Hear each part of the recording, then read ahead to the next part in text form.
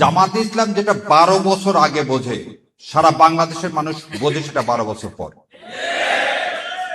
1984 সালে অধ্যাপক গোলাম আযম সাহেব এই তত্ত্বাবধায়ক ব্যবস্থার কথা বলছিলেন এবং বলেছিলেন কোন সরকারের আন্ডারে যদি নির্বাচন করা হয় সেই নির্বাচন কোনোদিন ফেয়ার হতে পারে না, সেই জন্য নির্দলীয় তত্ত্বাবধায়ক ব্যবস্থা বাস্তবায়ন করতে হবে।